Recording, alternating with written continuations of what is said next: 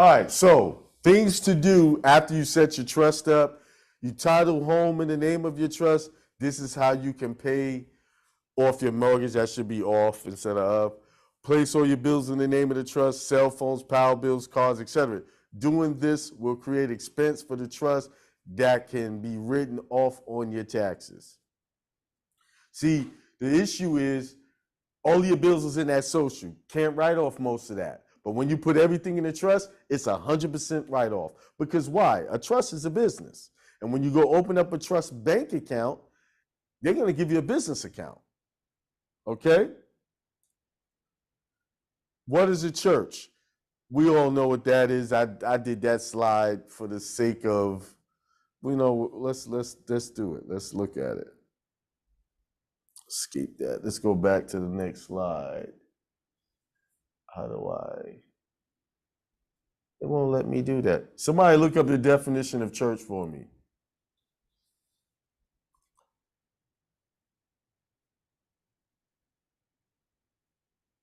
Oh, I can actually do it. Anybody that finds it first, go ahead and read.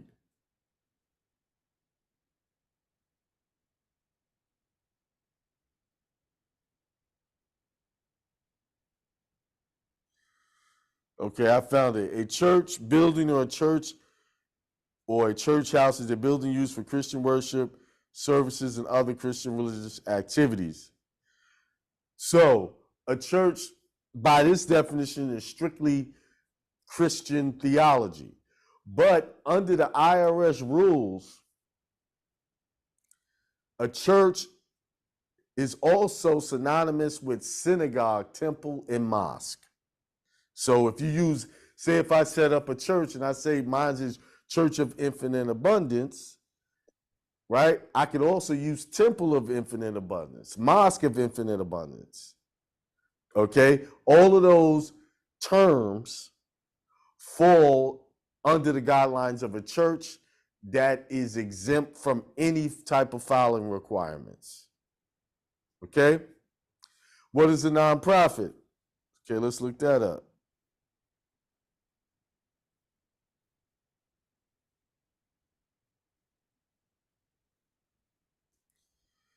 That is,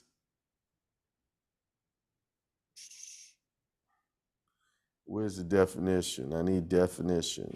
What is a nonprofit? Definition. Okay, go to Wikipedia. A nonprofit organization or a nonprofit institution, business entity is a legal entity organized and operated for a collective public or social benefit, in contrary with the entity that operates as a business aiming to generate profit for its owners. A nonprofit is subject to the non-distribution constraint. Any revenues that exceed expenses must be committed to the organization purpose, not taken by private parties. That's the basics of a nonprofit. So I put this here, a church along with nonprofit. Why? Because a church is a nonprofit by definition.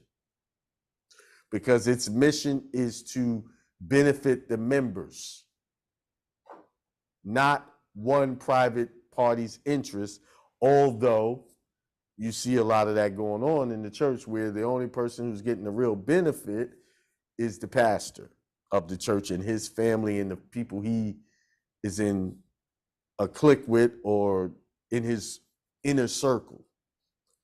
But a church is supposed to, when it takes in monies, it's supposed to take care of its members and also take care of the community that they live in or that they do business in. But I see this regularly. Big churches sitting right in the middle of the poorest neighborhoods, and those neighborhoods are run down. But the church is immaculate. That's not a true church, spiritual church by what God had arranged it for. Okay? Kingdom first. Set up a church, make your home holy ground, conduct business in your church name. This gives you tax benefits. Meaning, if I had the title of my car, the title of my home, titled to my church, I can submit that to the local county and it will give me tax exempt status because I'm a church. And yes, you can record on your title, even if you have a mortgage, your church. You can do that. And because of that, you can send that and get your tax exempt status. And that will make it very hard for them to foreclose on your home at the same time. Because now, if they would have say you came up for foreclosure and they brought you into court, you're a church. And you can say, hey, this is God's house. Now you just brought religion into the case and they can't argue with you about that. You see? They can't dispute that. So what would happen is they would only have to go after the person who have the money part of the mortgage, meaning they can seek remedy through the person who has the loan. But they can't take the property because it's now holy ground. And that's really where it's supposed to go, because the mortgage is separate from the note. That's two separate transactions. Or from the title, separate, because when you buy a home, if anybody ever bought a home, the title is in the name of the person, of the individuals. It doesn't have a lien on it. There's no lien on the property. It's just a mortgage. People think that mortgage is an actual lien. It's not a lien. But they take you to court to try to take the property, and the court's upholding this because they know they're scamming and they all work together. But once you put that spiritual aspect on it, they're going to have a tough time getting that house. I'm not saying don't pay your mortgage just because of that. Pay your mortgage, keep it on time. If you learn this process, you can get your mortgage paid off because you ain't got to worry about going into foreclosure. Okay, what is an unincorporated association? An unincorporated association is defined as an association of two or more persons formed for some religious, educational, charitable, social, or other non-commercial purpose. Benefits: you don't have to pay the costs associated with an incorporation. You don't have to comply with many of the legal and financial requirements of a corporation or association. Churches are mandatory tax exempt. So I'm telling you, create a church under an unincorporated association. And here's how to do it. Record the name of your church at the county level at the Register of Deeds. Do not incorporate your church, synagogue, temple, or mosque. Create bylaws / constitution. Include your rituals, which could be communion, meditations, revivals. I used to have ayahuasca up there, but I was at a church, so I didn't want to send people into a frenzy. Ayahuasca, that's some people are just locked in. Include your exemptions. Excuse me. I.e., if you don't want to take vaccinations, and if you don't want to use your social, I teach you guys, do not use your social. And if you set up your church properly, when you go into these banks, you try to open up accounts, say, listen, my religion doesn't allow for me to do that. So you'll have that written in stone in your bylaws. State church mission and objectives. Elect officers to operate your church, synagogue, temple, or mosque. Create a bank resolution. Open a bank account. When you open up a bank account under a church name, it is automatically considered a nonprofit. They don't need to see 501c3 paperwork. And they give you a free checking account. No fees because it's a nonprofit. Take title to property in the church name if you don't want to do it in the trust. Register property in the church name. Call your local county for procedures. Here's an example. This is how my church is set up. Church of Infinite Abundance, filed in California. There's the certificate of registration of an unincorporated nonprofit association, and there is the EIN for that church number. So all of you guys who've done business with me, you can take that EIN number that's on that screen, send me a 1099 at the address listed on the thing, on the paperwork. That's my EIN number for the church, so that you can recoup the money you paid. That's basically why I do it in California, is because it's only $10, number one, and they make it very hard for you to find it on their website. I didn't include the link for it there, but when you go there and you go look for forms, and then go all the way down and click other forms, and you can find it. Then I took that. I don't think I put it in the slide I meant to do it and didn't do it, because I also have this church recorded in North Carolina at the Register of Deeds in all 50 counties.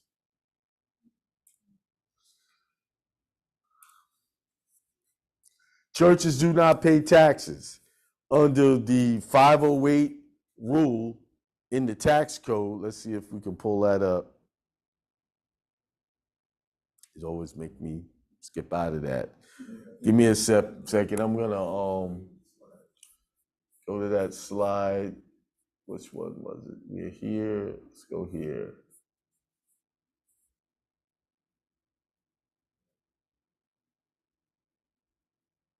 What does this say? Yeah. It's not opening up over there, so I gotta bring it over there. Give me a second, guys. I'll get it over there. Did it open?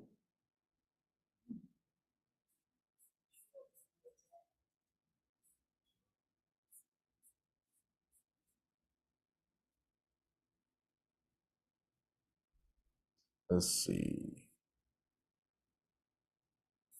I don't see it. It's like it's not opening up. Oh, there it is. I got it. It's doing this funny business over here. Let's put the chat here for now. All right. All right. Okay, so let's click that again and see if we can get that to open up. So let's copy the link. Copy.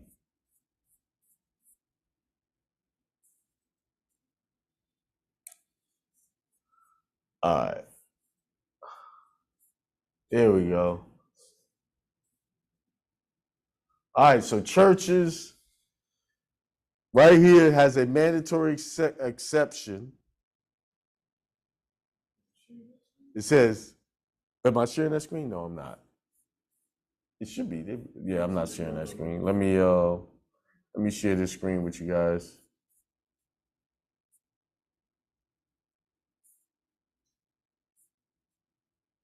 Ooh, give me 1 second.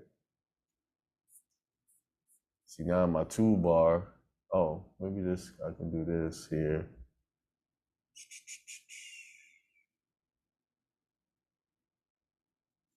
Should be another way to share the screen. I gotta bring it over here to see it. All right, there we go.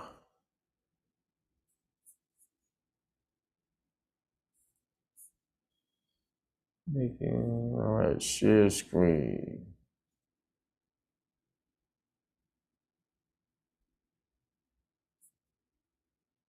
This is it. Oh. All right, y'all should be able to see that. Can y'all see that?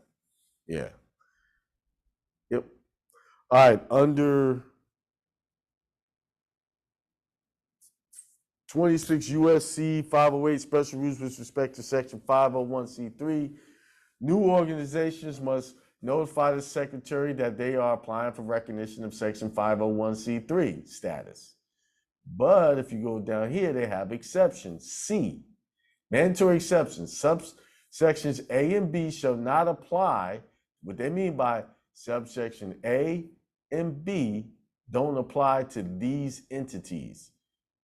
A, churches, the integrated auxiliaries and conventions or association of churches, or any organization which is not a private foundation and so on and so forth. So that clearly states that churches do not have to file anything to be recognized as tax exempt. Now, you have to pay attention to that word recognize. Let me pull up something else so y'all can see. Let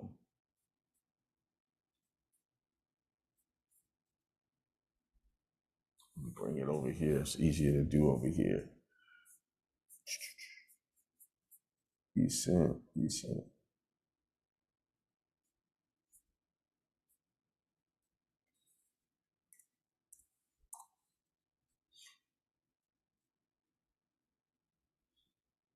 that it? Yep. All right. This is the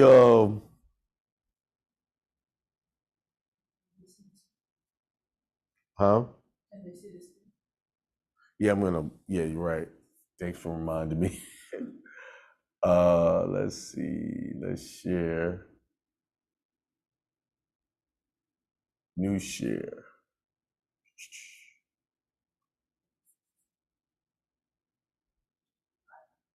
All right.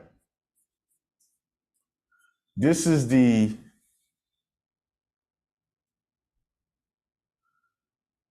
manual,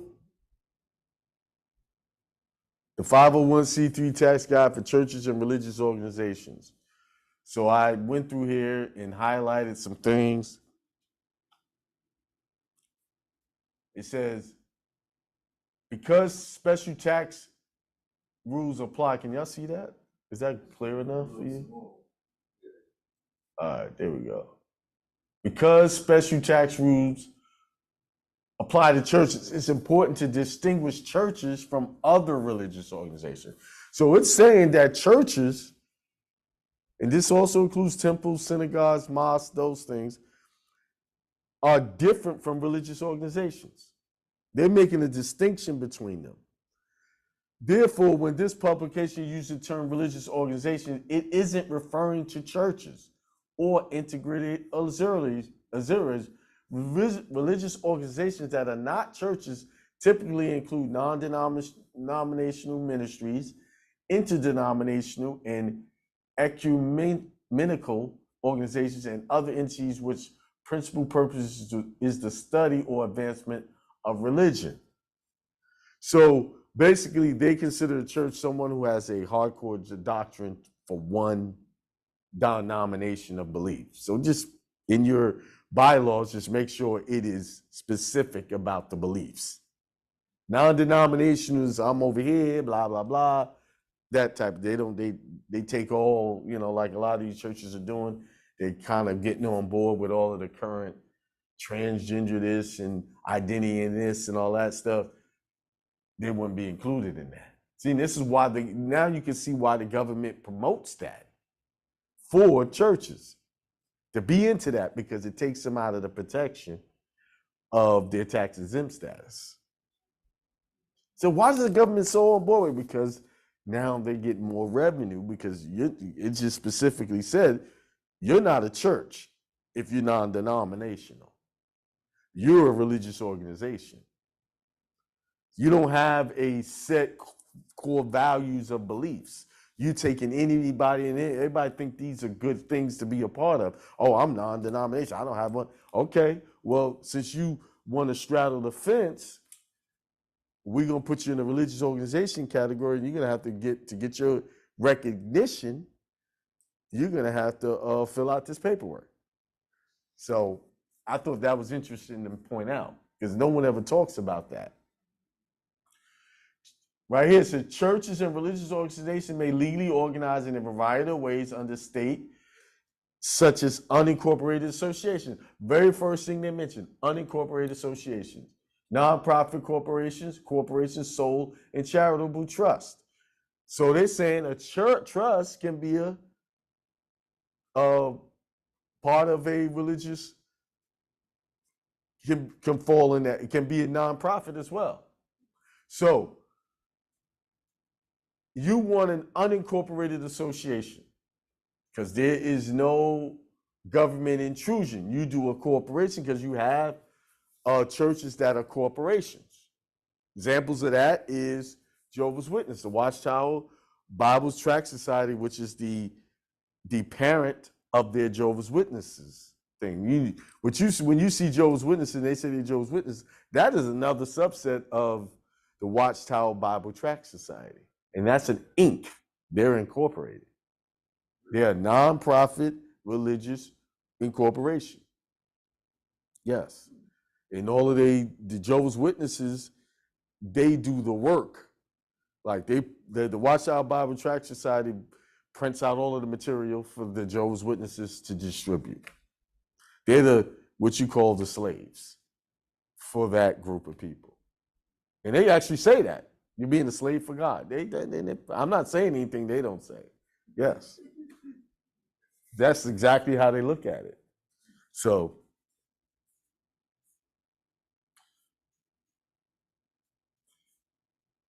automatic exemption for churches. Churches that meet the requirements of IRC 501c3 are automatically considered tax exempt and are not required to apply for and obtain recognition of tax exempt status from the IRS. So let's look at that word recognized. Recognition. It's like I got Steve in a room with me right now. They came up to the hotel yesterday and brought me a cake, a happy birthday cake, because Friday was my birthday. And I recognized them in the lobby. So recognize means I recognize them, but that doesn't make them Steve or Corinne. They were already Steve and Corinne before they came to that lobby. That's the same thing with churches. They're already tax exempt. You don't need recognition. So basically, what they're saying is a church is already tax exempt just from the day they set up. But they want, if you want recognition, you want us to see you as tax exempt. Oh, there they go. Now I know they're tax exempt. If I didn't know Steve or Corinne before this, they'd still be Steve and Corinne somewhere else. Only reason why I recognize them because they introduced themselves to me as Steve and Corinne. Now I get to recognize them in my memory bank as Steve and Corinne. They are still a man and a woman. They don't change. Same thing with the church. Church is already exempt. They don't need recognition. And all that does is put your name on the website so people can be comfortable. Oh, I'm going to get my write-off. No. Okay. Let's make sense of this. Let's just take church out of the picture. If I'm a business and me and Steve contracts with me and I pay Steve a contractor price to deliver me some goods, I'm going to give Steve a W-9. Why? Because I'm paying him. And I need that write-off. So what list did I get on? Did you get on to be able for me to get the write-off on? What list is there for that? There is none. See the trick they play? So with you can go and search this and see if you can get this write-off. If you give a donation to them, they're on the list. That's definitely you don't get your tax exempt. That's BS because I can get a write-off from Steve from doing business without any list anywhere. It's the same principle. Long as I have the EIN from Steve where I paid to, so I can use that number and put it on my tax forms, I get the write-off. It's the same thing with the church. All you need is that church's EIN number. Hang on, listen, somebody's trying to get in here. Again, got kicked out. All you need is that person's EIN. You don't need to go searching for the website. It's the same thing like when I had my children in daycare. To get the credits for the daycare, I needed the daycare's EIN number. Period. And guess what? 1099s don't really require EINs. All you got to do is have the name and address of the entity. They'll find it. The IRS will find it. You see? If they don't want to give you the EIN, you could, right, hey, they didn't give me the EIN. Here's the name, detailed information of that entity, and still get my write-off. But it's always good to have that number because then now it does things don't get slowed down. So that's the game they play with churches to get them to become a religious organization that they can control. See, once you fill out that 1024 form or 1024 easy, you go from being a church to a religious organization that can be controlled.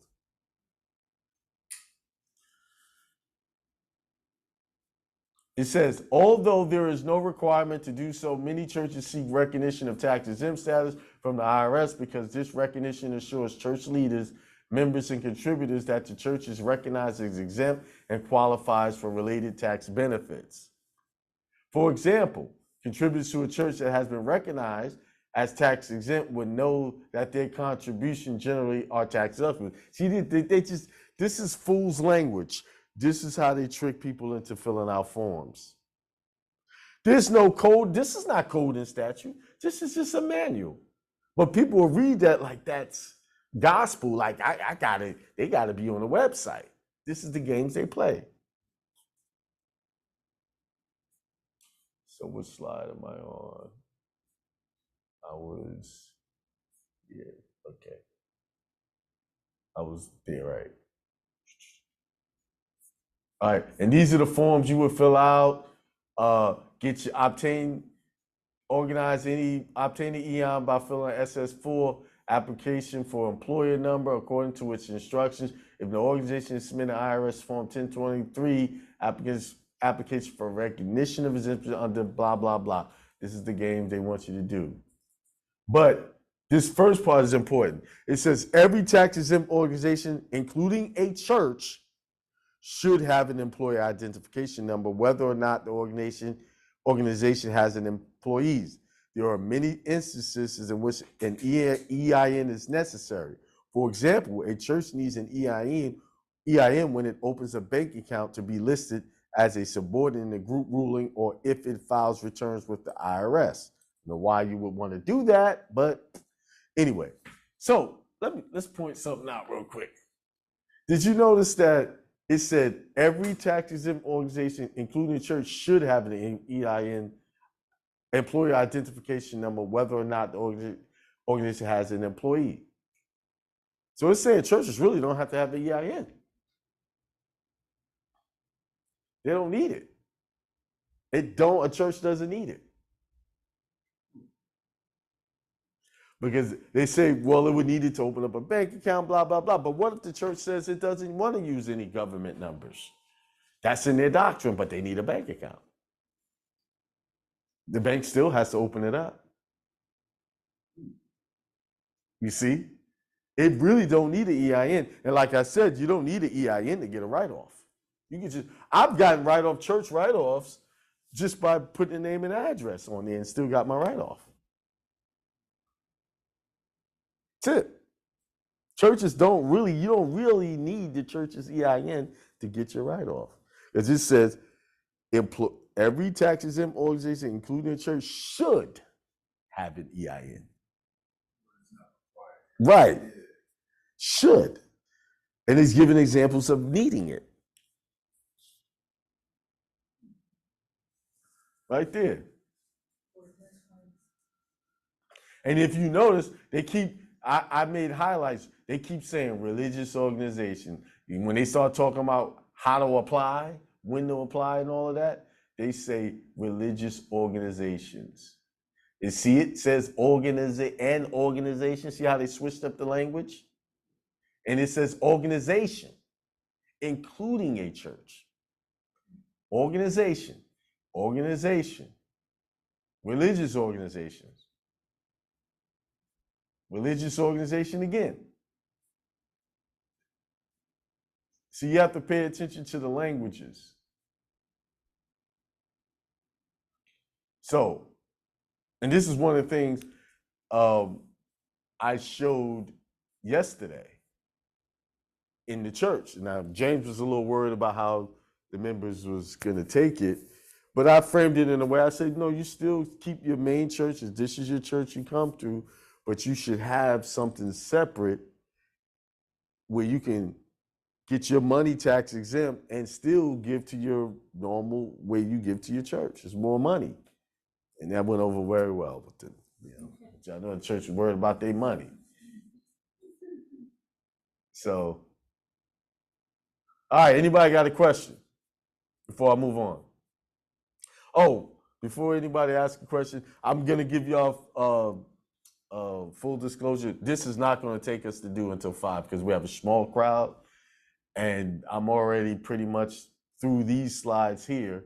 And then we go to the next slide. So we might be able to get out of here by noon, 1 o'clock, if that's okay with everybody.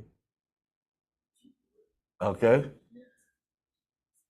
I don't, because, and then, you know, usually the all-day seminars is when I have Al here, and he goes over that part. But I'll be going over his parts too, for the most part. So let's move on to back to the slides. Akeem, I have a question Go ahead. about the church entity. Mm-hmm. Okay, so we're creating the constitution and the bylaws for that church. Yes, you create your own. What? You create your own, yes. Yeah. And we're not using any type of government number. You can use it if you want to, but you don't have to. Right. So if I need to prove to any corporation that it is a church, I basically just give them the constitution and bylaws, You basically. give them that certificate from California and the bylaws. Okay, so what's the certificate? You didn't see that screen? Let's go back to it. Oh, I'm sorry. I didn't. I was just listening to you. Can you see it? Yeah. That's the certificate. I tell people to go here to California. It only costs $10 to get this, to set up this nonprofit or unincorporated association. And you can, like, I got an EIN from my church. When I was, like, I progress every time I do something. So in the beginning, I went, because you can see the date on this thing. I got this in 2022. August, I think it says, 2022. Let me see if I can make that bigger. Oh, January of 2021. I'm 22. So I've had this going on 2 years, right? You can get this if you want to, but if you notice on here, well, finish your question, then I'll go into that. But go ahead. Okay. So basically, you're applying for a new EIN number. As a I see. church. Yeah. Mm-hmm. And that's separate from the family trust and the name trust. Yes. Yes, that's separate. Yes. Okay. Because you have to apply for something. Because if you check off trust, if you look on this form, you see the number of this notice is CP 575. Yeah. See that? You see the E next to it? Yeah. That means it's exempt. I see. But if you do a trust, it's going to have another letter next to it. Not like exempt. Like a TT. No, it'll have like a B, a letter B. It'll be a letter. I see. Next to it. So that's why you want to check off church. Like I had someone in my group, they just got in the group. Oh, I got my church, I got my EIN. And they pulled up the EIN, and it wasn't a church EIN. It was a trust EIN they got. And I said, no, that doesn't, the IRS is not going to automatically consider you exempt if you don't check off church. This is why, see, when you check off church, they got it already set that, okay, this entity does not have a filing requirement. We don't need to bother them. They go into a separate file. You see? But if you check off something else that has filing requirements, it goes into a file where they're looking for it to file something. Yeah. Okay, but go ahead, finish your question. Okay, so I would just basically go to the Department of Treasury and just pull up this form CP 575E. Go to irs.gov Uh-huh. and click on EIN. Get a new EIN link, and it'll take you to the page. Okay. I would actually show you, but what happens here on weekends, they shut that whole site down. Oh. They don't let you, let's see if we can find it. Let's do that. Let's see if we can actually get there. Okay, so do I have to is the Department of Treasury going to require me to give them the Constitution and bylaws? No, not when you apply for that, no. Okay. No. See, actually, I accidentally pulled up the church's part again. Huh? Huh? Oh, share the screen. Oh, you're right. Let me go and share the screen.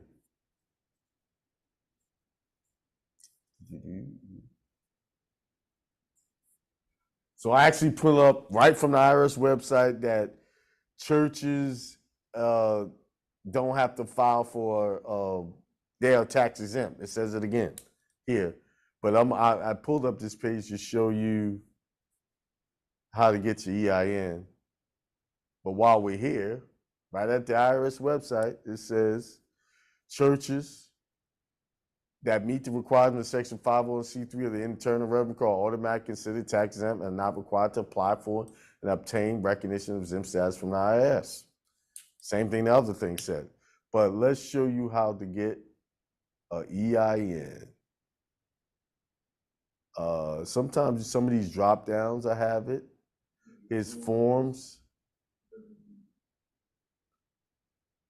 which is not here. Usually when I just type in this, when I go up here into the website, let's see here.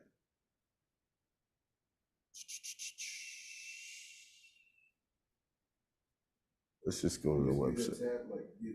Yeah, it's when you just put irs.gov in, irs.gov. See, yeah, because that's how come it pulled up all my history. So on here it says apply for employee ID number. You see that? Yeah. Click that, and then you can get your EIN, apply for online right here. Right now it's unavailable because it's the weekend. Yeah. So, okay. Okay, so you said it's not required. However, why Bank did you account. get one? Bank account. Oh I yeah, got it that's what I because I thought. need to open up a bank account. Yeah, And that's what I plus thought.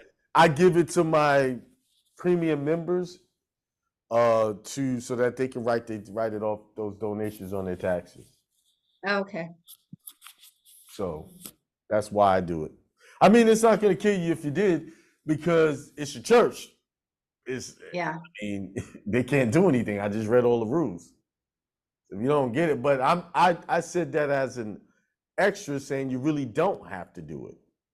But it's easier to have the EIN to open up the bank account and other things to do business in when you have the EIN, but you don't necessarily need it.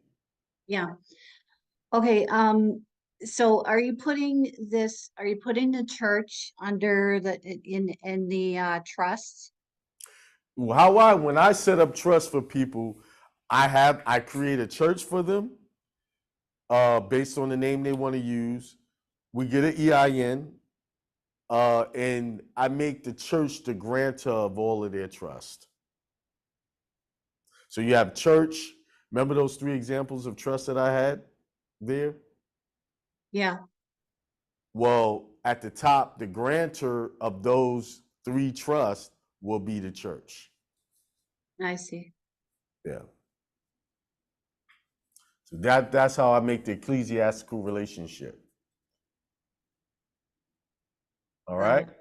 Yep, Got it? yep, thank you. All right, well. All right, let's go back to this. That was the example. Back here. Let me share this. I share the screen. Yeah.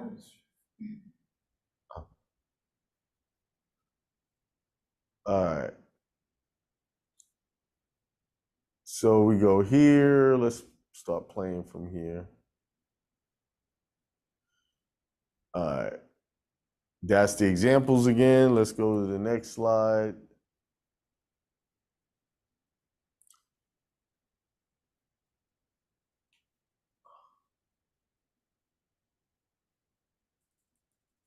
All right, this is the forms.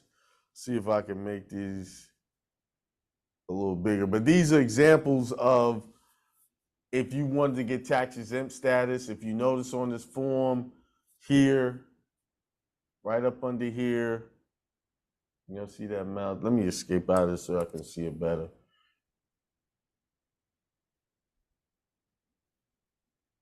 Right up under here, religious purposes. This is a form that I would go to Orange County, North Carolina, and I would submit this if I had my house in my church or if I had my cards in my church. This is how I would get that tax exempt status. And then I sign off on it and send it to them. And then you notice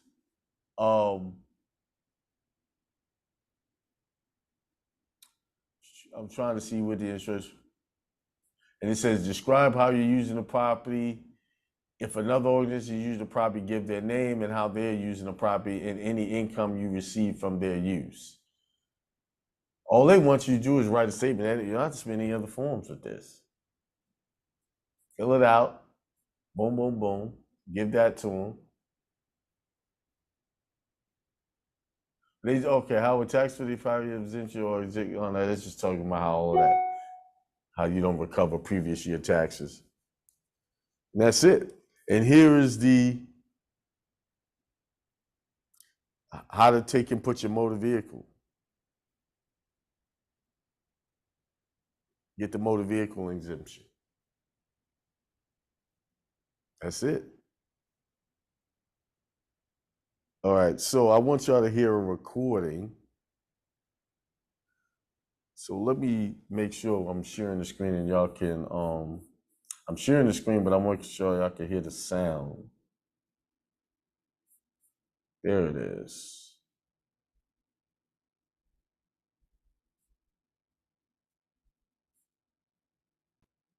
All right, because the next slide is gonna,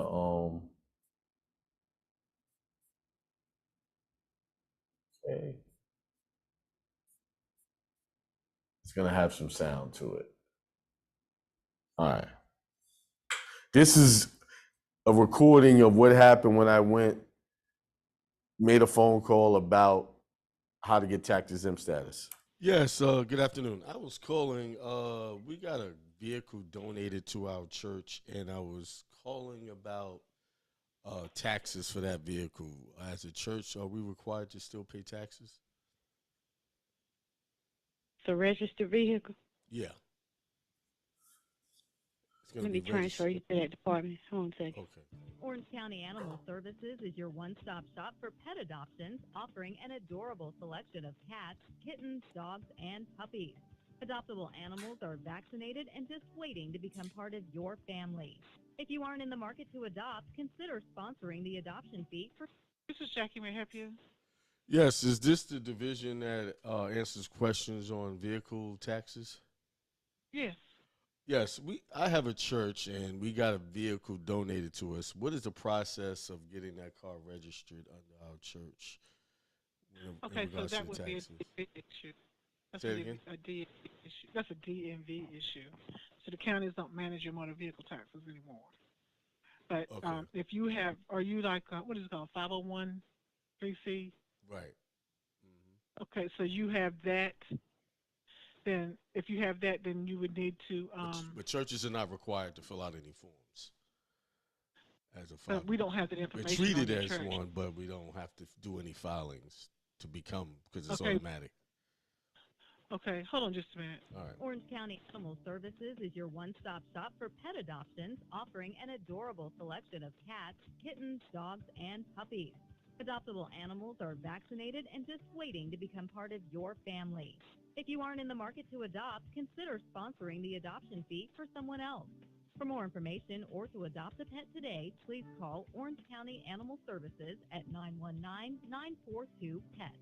919-942-PET. The Orange County Arts Commission is accepting grant applications which are available to nonprofit organizations, schools, and individual artists. Applications are available online at artsorange.org.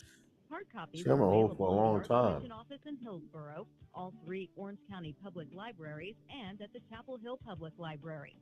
For more information, call 919-968-2011. That's 919-968-2011. The Orange County Department on Aging state-of-the-art. Okay, sir. Yes. Okay, I have Shavonda McLean on the phone with us. Thank you. I think. Are you still there, Shavonda? I am. How you Okay. doing? Doing good. How are you? Hello. I'm Hi. fine. Right. I was calling because I want to register a vehicle under my church, and I needed to know what forms need to be filled out for that. What's the name of your church? Church of Infinite Abundance. Say it one more time for me. The Church of Infinite Abundance. Are you receiving an exemption right now? Church is automatically exempted under 501. No, they're not. No. No, you have to fill out an application. Well, I mean, under the federal guidelines, we're already, but I haven't filled out any forms for you guys, if that's what you're saying. Oh, okay. That's what I was asking. Okay. Okay. What's the forms that I need to fill out? How long has the church been in business? 3 years? 3 years? Yeah. Okay. Oh, so you one of those COVID churches.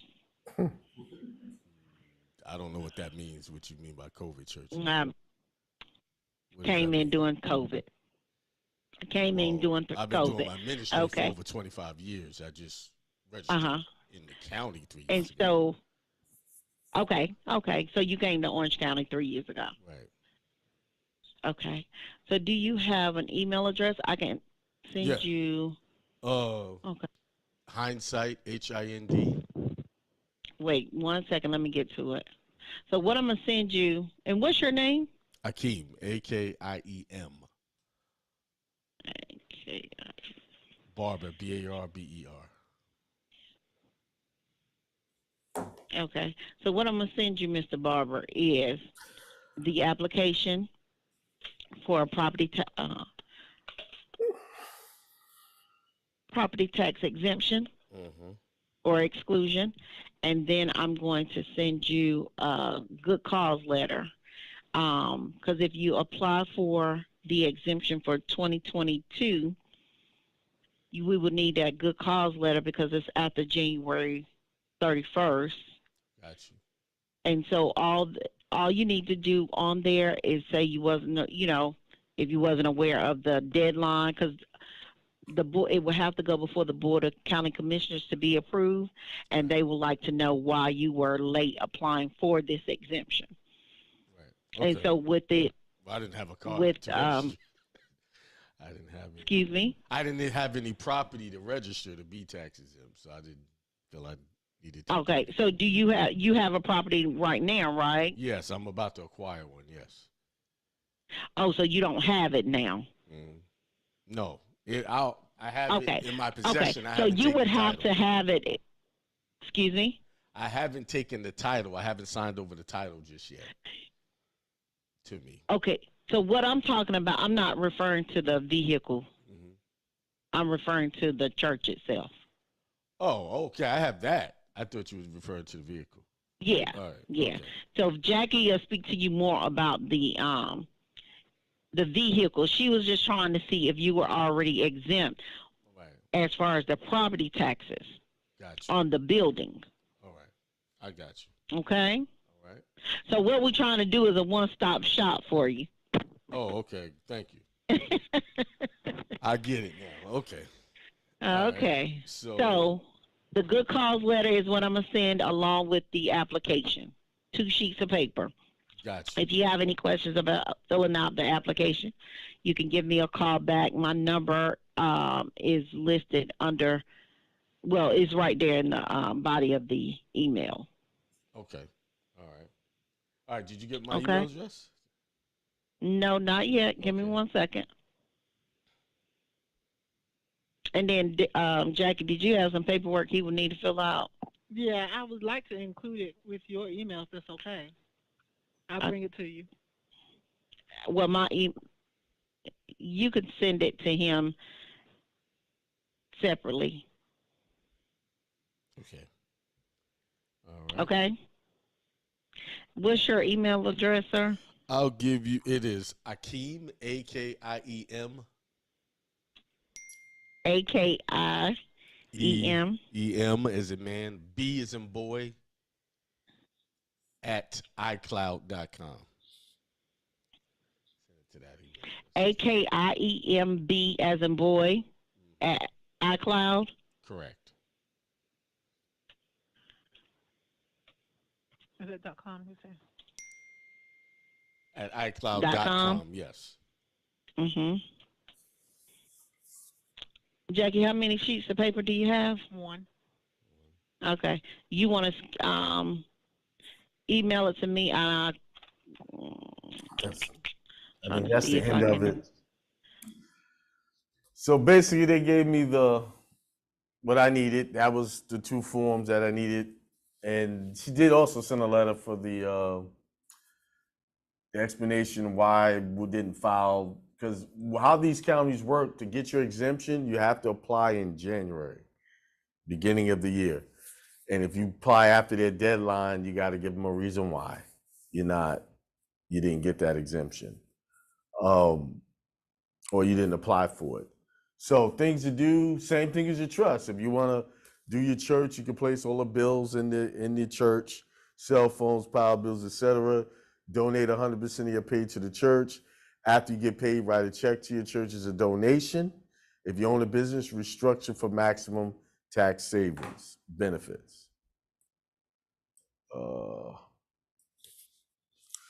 So this has to do with citizenship. For our citizenship is in heaven, from which we also eagerly wait for the Savior, the Lord Jesus Christ. Philippians 3:20. So your citizenship is not the one they created. Your citizenship is what God created for you to be. And you must connect everything to that. And that's it. For that slide, let's go pull up the other ones. If y'all want to take a break, you want to take a quick break?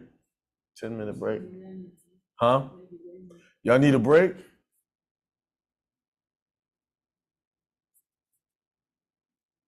Let me pull up these other slides. Anybody who wants to take a break, run to the bathroom, let me know. Because I'm about to run to the bathroom. I drank a lot of water this morning. Let me find that slide though first before I do that. I'll take a break. Okay. So we'll get started in 10 minutes. Okay. Okay.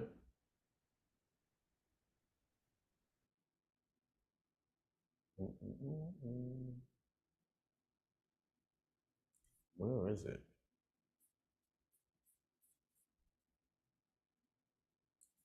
I don't see my slide.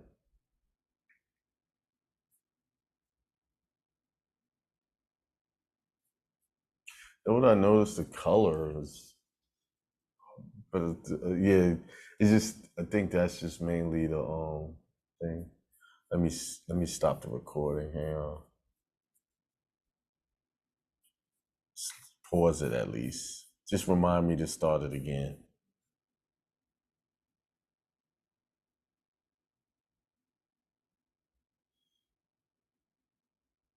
Where is it? There you go. Resume. Recording. And we're gonna.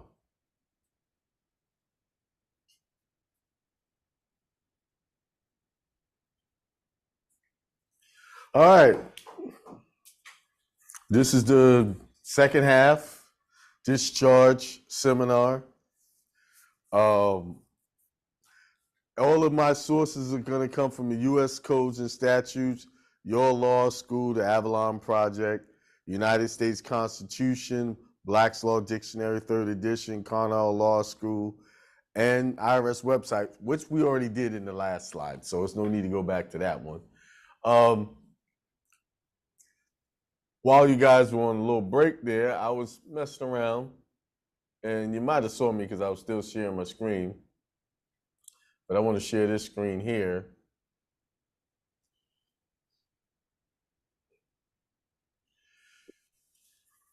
This is the Articles of Confederation of the United Colonies of England. And this is why religion is why I always preach, stick with it. Because look what it says in here. Right at the top. Whereas we are all into these parts of America with one and the same end. Hang on, let me move this back.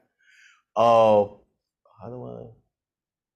With one and the same aim, namely to advance the kingdom of our Lord Jesus Christ. It keeps doing that. And enjoy the liberties of the gospel in purity and with peace. Oh, know what's happening? I think it's because I'm using 2 fingers. I just want to, it was doing it all right. There we go. With peace. So basically, everything that got over here came through religion.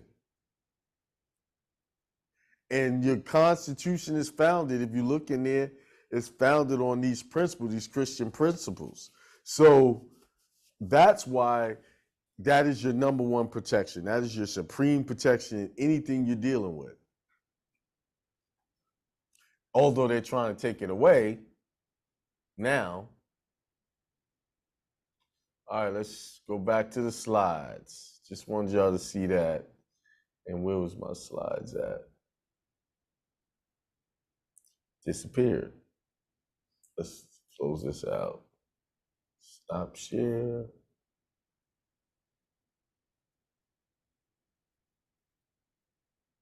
Something switched up here. All right. That slide went away when I okay, let's do this. There it is.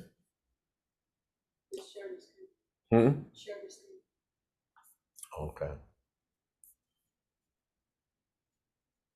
See, it's not showing up here for me to share it. Isn't that crazy? So, let me go back over here. There we go. All right.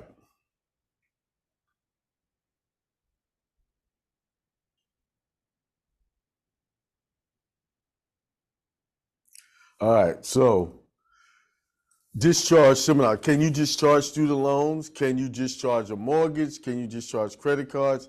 Steps necessary to discharge. These are all questions that some people might have. And yes, you could discharge student loans. Now, with student loans, I have 2 ways. You could do it with the discharge process, recoupment process, or you could send this letter that I've been successful with getting rid of student loans, just saying basically, I don't owe you anything because I never had a contract with you, because most student loans are collected by someone you never signed a contract with. So if it's a servicer, you can send this letter and shut those student loans down. Takes average 9 to 10 months to get rid of student loans under that method, but I have seen it get rid of within 30 days. I've seen loans go away within 30 days. Can you discharge your mortgage? Yes. I'll show you proof at the end of a check that someone got from the Treasury that in turn they paid off their mortgage. One of the checks. I have others. Can you discharge credit cards? Yes. If you discharge a credit card, they're going to close the account and you can never use that credit card again. Just that's fair warning. So if you want to keep that credit card, I wouldn't recommend doing a discharge. What I would do is recoup money on the bank accounts that you place the deposits to pay the bills. You can recoup that. Steps necessary to discharge. I don't know why I got yes there. I was rushing. All right, this is coming out of Black's Law's Dictionary. I'm gonna have to escape out of this for a second so I can make this larger.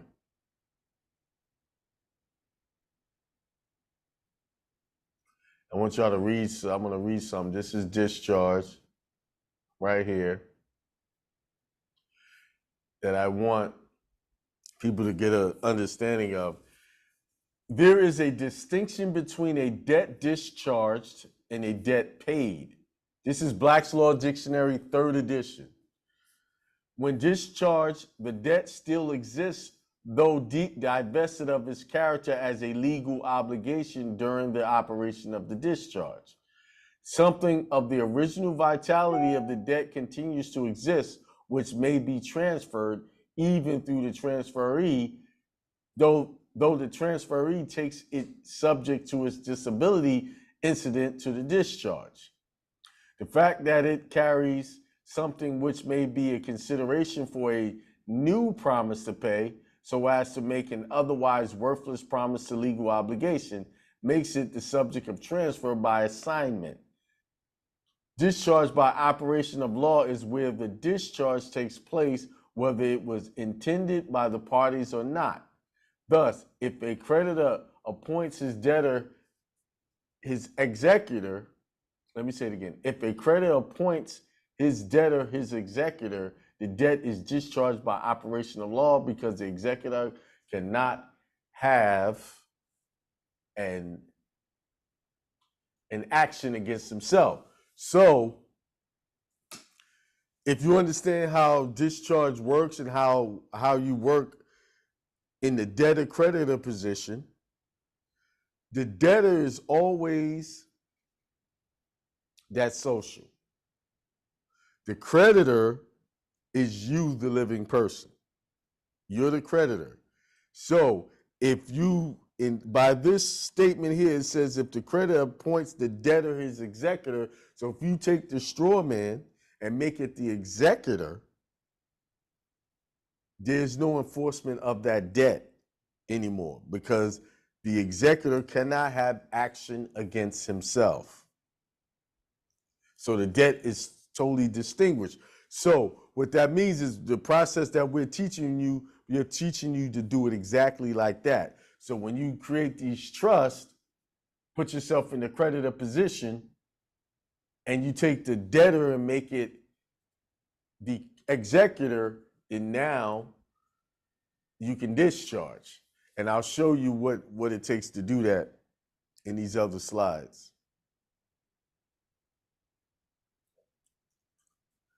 So, in order to discharge, you need to correct your status. You need to correct your spiritual status, nationality status, and legal status. It says in 1 Corinthians 7:21-24, were you a slave when you were called? Don't let it trouble you, although if you gain your freedom, do so. For the one who was a slave when called to faith in the Lord is the Lord's freed person. Similarly, the one who was free when called is Christ's slave. You were bought at a price. Do not become slaves of human beings. Brothers and sisters, each person as responsible to God should remain in the situation they were in when God called them. So when you were born into the world, you switch yourself technically through the birth certificate over into a bonds woman or a bonds man. So that's the slave. So what we're teaching you is bring yourself out of that so that you can be in your original position the way you were born, through God. Spiritual status. Always conduct business according to your religious beliefs. Set up a church, temple, or mosque. Went over that in the other slides. create corporations, schools, trusts controlled by the above mentioned entities. Church, temple, mosque, synagogue exempt for following requirements. We already went over that in the last slide. And we did that. I showed you that example. I told you we'll be finished pretty quick because we went over everything there. Now, these are some things I want to talk about when it comes to nationality correction. Stop identifying as a U.S. citizen, U.S. person, citizen of the United States. You're never one of those, okay? The only one that's a U.S. person is that name on the Social Security card. That's the U.S. person. See if I'm gonna have to escape out of this so we can see those links. All right. So who is a U.S. citizen? Let's open the link up and let's share the screen. This time Corinne didn't have to remind me. Oh, it's showing it now. It's showing it.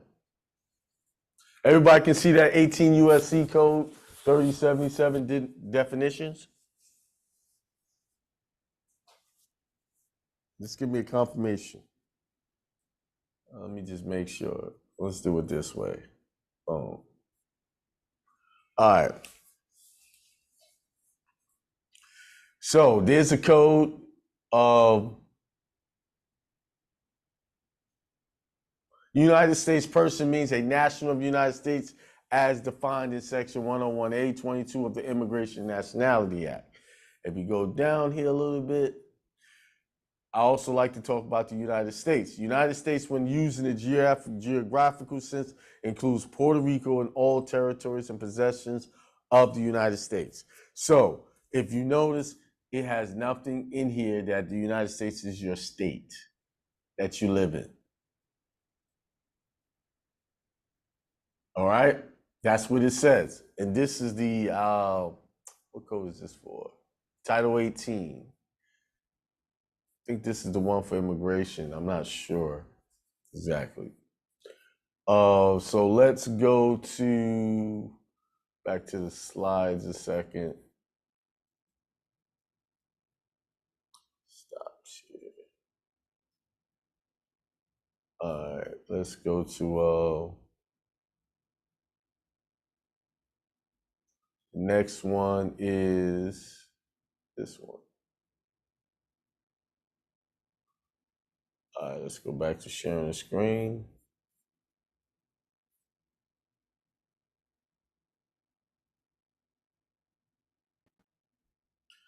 Location of debtor. Where is that debtor? Who is the debtor?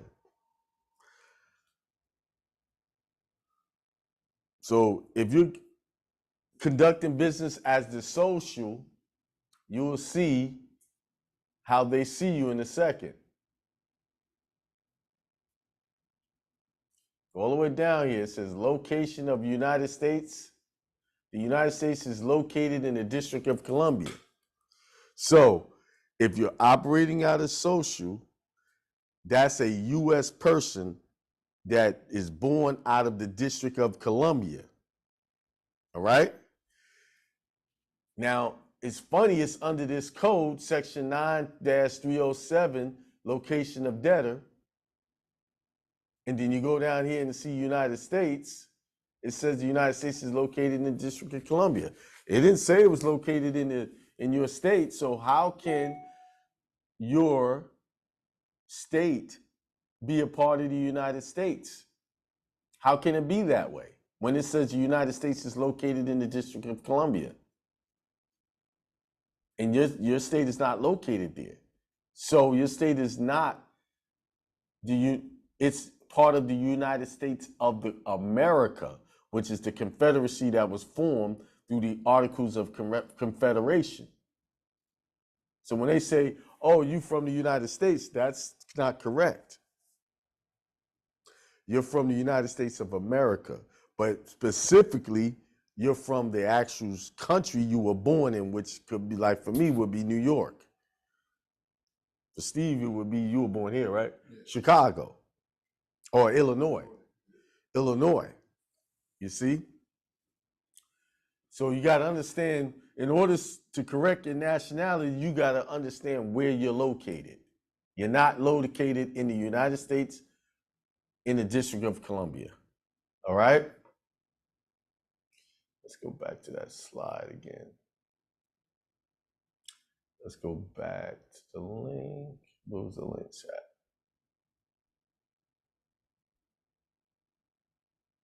Did that right. Where was I? Was I here? Okay. All right. We'll click that one. Where is the United States? I went over that 9-307. See, this was who was a national.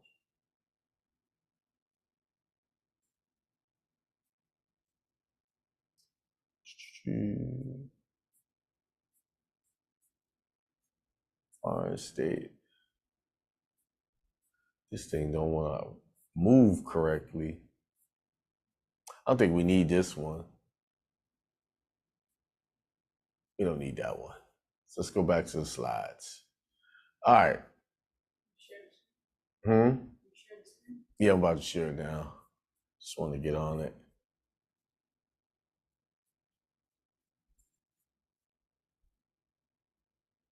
Share. It was on it already, but not the way I want to share it.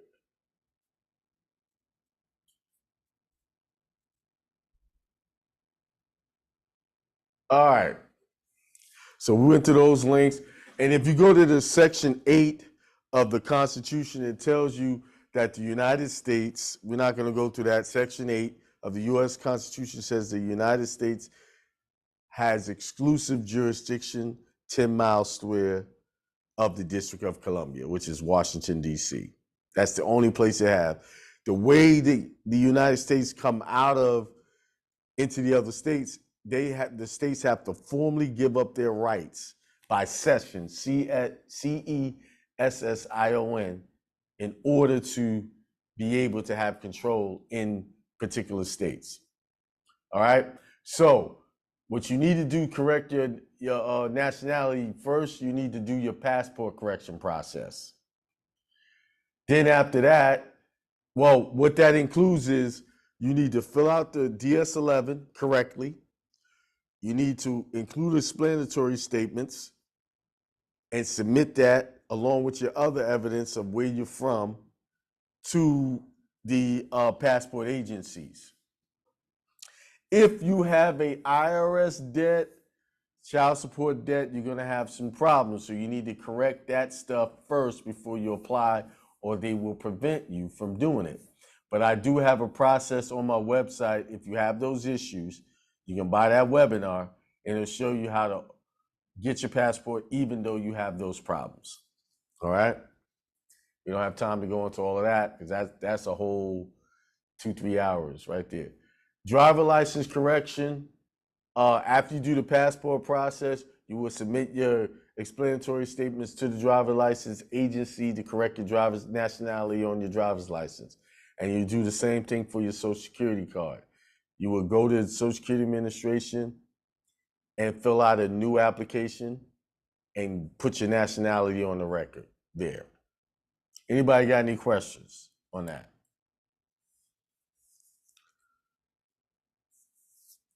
Before I move on. All right, so this is me. This is my certified or authenticated copies of my passport application. This is the front page. That first one is the front page, and that's the cover letter that they sent with it. Behind it would be my application is attached to that, and they're telling you what laws they use that under the federal rules of civil procedure, federal rules of criminal procedure, federal rules of evidence, that this application was done. I could use these in court as proof of my status. All right? Any questions? I don't see it. Let me see. Where is the chat? Let me go over here.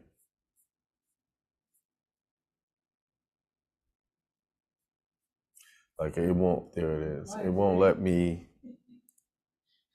let me go. Like I have the window up here, but I can't like, because I have, let me take it out. Let's do this.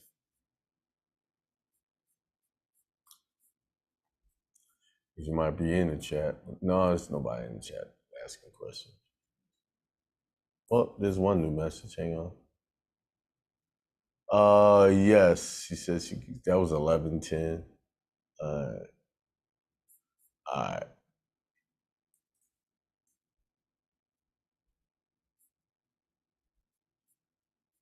All right, let's go back. Go to the next slide. Correct your driver's license. Submit explanatory statements to your state DMV office. Update your DMV records with your correct status. All right. So what I did was after I did when I did the driver's license process, I hadn't done my passport first. So, but I do say do the passport, then driver's license. After you do the passport, go down to the DMV and update your record, showing them your nationality. Now they most likely will give you a little pushback. Well, we can't put this on. We don't know how to put this on file. And all I do is ask them, how do you put on file my birth certificate and all the other stuff I need to give you? Oh, we scan it in. So there you go. They can scan it in and put it on the record. You have a right to do that. Don't let them tell you can't do that. All right. All right. Legal status. This is important. This one just as important as doing your passport. You need to do a name change correction from the all caps to upper and lower. From Akeem Barber to upper and lower Akeem Barber. File a name change petition in your county or county that is easy to get this done. Then create a trust. We went over that in the last slide, but we didn't go over file a power of attorney in your county or in habitation or habitation. And then file a UCC lien in Maryland only. You don't have to do it where you live at. You need to do it in Maryland. Why? Because that's where the straw man was created, in the District of Columbia. All right? But Maryland is where you file it. I have a guy that know how to get it filed, because everybody that tried to get it filed there, they won't do it for him. But he knows some people, he gets it done. If you're in my membership, that I disclose that information to you. I do not disclose those contacts outside of the membership. All right?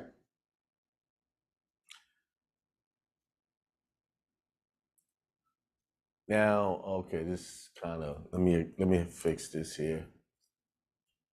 Move this down. All right. Akeem, I have a question about the UCC. When I get there, we'll talk about it. Because I'm Okay. gonna show you my UCC, so you can ask it then, all right? Here's the name change order that I did, where you can see they're changing me from all caps to the upper and lower. This is the power of attorney that you need to file at the county. You can file it at your local county registry of deeds, and this will give you power of attorney over the straw man. This process requires to have that birth certificate number, because the numbers on there, on this document right here, are the birth certificate numbers on it. And when you do this, you want the certificate of live birth numbers. So try to do that, but if you don't have it, you can use any other birth certificate. All right? This is filed in York County, South Carolina. So if you want to look this document up, you can go to York County in South Carolina, register of deeds, and you'll be able to see that. Type in my name, all capped, and it'll pull it up. You'll see everything I filed there, you'll see it. All right. Name change is in that same county as well. All right. And this is what you was wanting to know. Okay, the UCC, what's your question?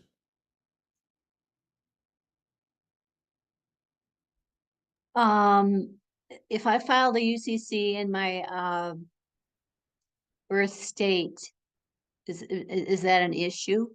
No, it's not, but it's not doing anything for you. Oh, It's not an issue.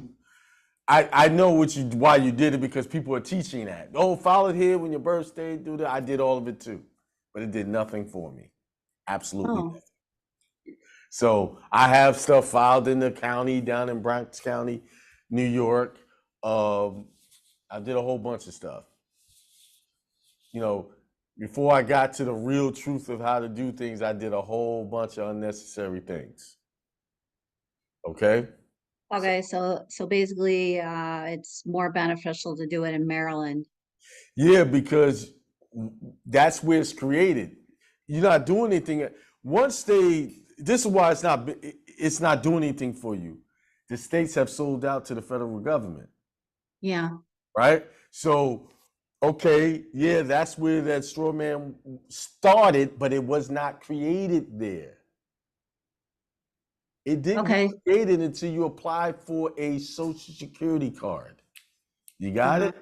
So the straw man really was born, birth date is the date you was issued a Social Security card.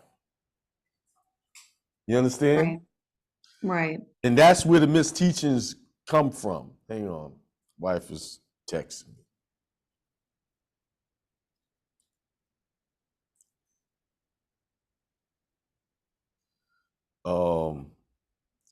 Yeah, so that's the misinformation. Oh yeah, do it in county because it was created there. No, it wasn't created there. It's just a birth certificate. It has a record of a birth. Now, that's where the child was born alive, right? The actual Yeah, child. But when they created that birth certificate, that's when the death was created. So a birth straw certificate is man. technically a death certificate that they're saying a birth certificate. Yeah, it was born into death. See, yeah, it's your birth certificate, but not life. It wasn't born into life. It was born into death. Yeah, So once you did that, okay, now you just have a birth certificate, but how do you do commerce? You can't do commerce with a birth certificate, right? You need that 9-digit number. So, yo, go get this number. Now the federal US person is created. That's when you read, like some rejections come from the passport application. They said, by the facts of your birth, you are a US person, US citizen, citizen of the United States. And I'm like, what facts are they talking about? I have a birth certificate from New York. The facts is when you filled out and applied for that Social Security card. There it is. They're talking about that. The facts you created through your mom created or your dad, whoever created through the getting that Social Security number, they're using that to say you're a US person. Why? Because they're not talking to you, the living person. They're actually referring to that estate that was created. You understand? All right, so this is my UCC1 commercial lien on the straw man. There's specific things you're gonna need. You're gonna need, if you notice, there's 3 other names over there on the right side. Let me escape out of it so y'all can see that better. And this is all public record, and you'll be able to see this if you go to Maryland Secretary of State. You can see this same stuff. So what I'm showing you is not like no one else can see it. So I had to get 3 other people to be on this $1 billion lien, right? And those numbers you see is the numbers on the back of the social.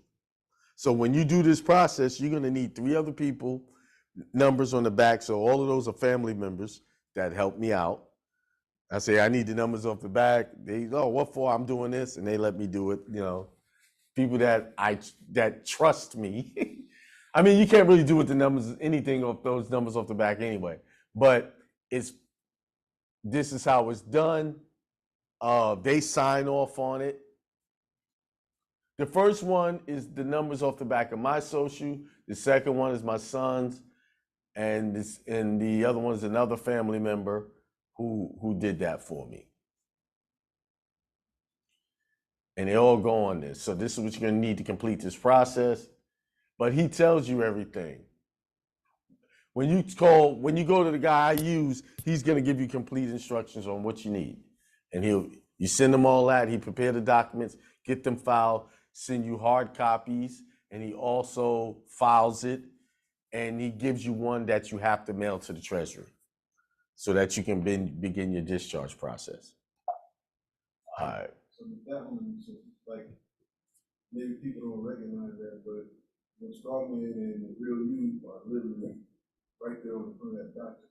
So you Right. see the separation. Yeah, if you see the separation, you see the debtors is Barbara Akeem, A. Barber, all of your caps. The transmission, it's the decedent estate is that.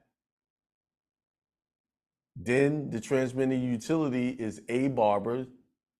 Then the secure party is my upper and lower. That's why it's important to do your name change. That's why he make sure you get your name change done. You know, but sometimes he was requiring that the name change get done before you did this process. But now it's been kind of tricky, so he'll do this anyway, but you still need that name change done so that you have your evidence. This is filed, so this all follows federal rules of civil procedure, criminal, everything. So any cases pop up and I got this filed, hey, that number, that case name is not mine. You got it in all caps. Got nothing to do with me. All right? So let's go back.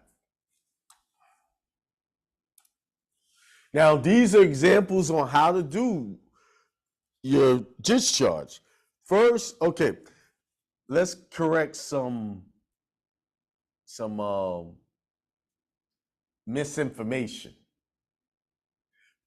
So when you go on the internet, you see these YouTube videos, they're telling you to walk into a dealership with a 1099A and give it to them, and you should be able to walk out of the dealership with a car. Many people have tried it. I've known them, people personally and not personally, who do it, and they all have the same story. Dealers, and they'll find a dealership that will accept the 1099A, right? Then they'll say, hey, we got to process the paper, but we'll give you the car once the documents come back from the IRS.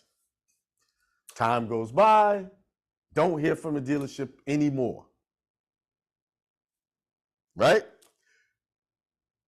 And if you looked on the internet, there's these YouTube people who are teaching it. They've been processing, I'm going to be a trustee, blah, blah, blah. And months have gone by now. It's almost a year and a half now. No one's gotten anything. Why? Why are they not getting anything? 1099s are only information forms. They're not tax returns, meaning you're just telling the IRS what happened between the two entities or multiple entities. Hey, this is what happened. So if I go and give the 1099 to the dealership, all they do is take that and keep it for their records. That's it. And most people are filling these out wrong. Let's go. Let's show you. I'm gonna show you how they're filling it out.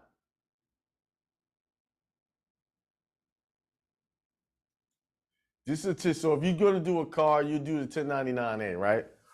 So the trust tax ID would go in the lender's TIN thing, and the borrower's TIN, trust tax ID go there too. Then the borrower's name, which is the trustee name, the trustee, and the amount, you put your address, and then you put asset transfer to account for promissory note tendered to the bank. Boom, that's it. That's how you fill it out. These are the actual templates. how to fill these out. So that's the grantor trust. And you use the 1500 Pennsylvania Avenue, Washington, D.C. This is how you fill it out. Now, the second part of it, the borrower is the bank here. Okay, that first TIN is if a lot of people have loans in their social. So you have to do it this way because you did it in your social, and we have to show, okay, this is how it started out, that first set. Then the second set, you put the bank as the borrower. But if you were just doing it straight from the trust, you wouldn't need that first set, the top one. You won't need that. So if I was doing it straight from the trust, I only need this one. The lender is the trust and the borrower is the bank. So when people do the 1099A process and they go into the dealership, they do it in reverse. They put themselves as the borrower and the bank as the lender. They do it wrong. So what happens is on that 1099, that trust EIN, and well, the way they teach it, they actually put the social on here. Your social goes nowhere on these forms. You are asking for problems, okay? But you can only do this through trust. Your trust, not the trust they created. So when they put themselves in the lender, I need to do this with the mouse so they can see this. So when they put the trust as the borrower, that information return will show that they say that $29,999 as an example. That's going to show income for the trust. And then you're going to have, this is how people get frivolous filings and they get penalties or they get charged taxes because you just told the IRS that you made $29,000. It's the bank that made the money. Why? Because you're the lender. Because by the signature, you created the money. They're the borrower. Banks have no money. They're broke. The only way they get money is through deposits from the people who put money in the bank or loans that they give out. That's the only way. If I put $1,000 in, they can go to the federal window and fractionalize that up to 10 times. And they use my signature or the draft that I put in the bank as collateral to get that. So who really gave the bank money? You did. They would not have been able to get that fractionalization without that initial deposit of $1,000. So you gave them money. You helped them get money. So this is 1099Bs. These are the forms you would use to get your deposit backs. All right? This is how this is filled out. I don't go too much into the tax part. I just give y'all a general look at it because I'm not a tax professional. Al is a tax professional. So if you want to get a complete understanding of these forms, he's the guy you talk to, but you can only get his information if you're in my group. He only deals with people who are directly connected to me. So this is how you recoup your bank account deposits. Real asset was estimated and monetized by the bank. That's basically saying that the money you deposit, they monetize it and created more money. So again, in the lender position is the trust tax ID and the bank is the borrower. Again. But a lot of times people reverse that and wonder why they have problems. And this is the OID. This is another one where people have lots and lots of problems. This form, y'all can see the examples, but I ain't going into details because I ain't a tax professional and Al is the best person to explain that one. But that's basically how it's done. Now, I have, you don't mind, do you? I have People have come into my group and they didn't want Al to do the tax return because they didn't want to pay him and get, they didn't want to pay. So somebody figured it out how to send the stuff in, and you can figure it out. But guess what? He figured it out until he had some problems and still had to come see Al. So here's my thing. Don't take shortcuts. It's worth investing money in an expert to do it right for you. You know why? Because if he does it wrong, you have somebody to fall back on. He can correct his mistakes. He can answer for his mistakes. Why take those chances? But these are basic forms that we use to do discharge. And like I was saying, 1099s are information forms. You can't get any refund unless you do this 1041. No money comes. This is why that stuff doesn't work for those people, because they didn't do the 1041 correctly. They didn't do that 1041. They didn't complete the process. But guess what? Let me tell you our secret. When you walk into a dealership with those 1099s, best believe they did the 1041 in their favor, especially since you filled it out wrong. And they got the check and kept the car. Okay? And if you do it all correctly, you will get one of these. This is an actual Treasury check from 2022. Actually, they came last year around this time, close to this time. This guy who got his check, he got two checks. They split it up. And because they took so long, they gave him $3,000, $779.21 in interest. 333 days of interest. He did this tax return. This is for tax year 2020. So these checks don't come fast. When they got to give you money like that, they take their time. They got to review them. If the check is over a certain amount, they got to go before a board and approve them. So if you're getting a check like this, and they try to say, oh, you wasn't supposed to get it. Yes, you did, because they verified it before they sent it out. So he got $113,000 on this check. The other check was like $130,000. And this check he used to pay off his first and second mortgage. He had two mortgages. He used the first check to pay off his first mortgage.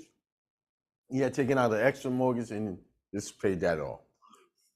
So I have several other checks.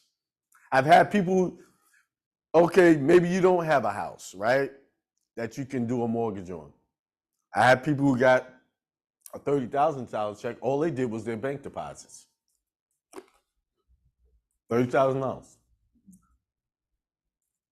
And here's the thing. For those of you listening, you're going to run into people talking about, yeah, you can do these, get your money times 10. Yes, you can. That's true. But here's the problem. You need to get the QSIP numbers to do that.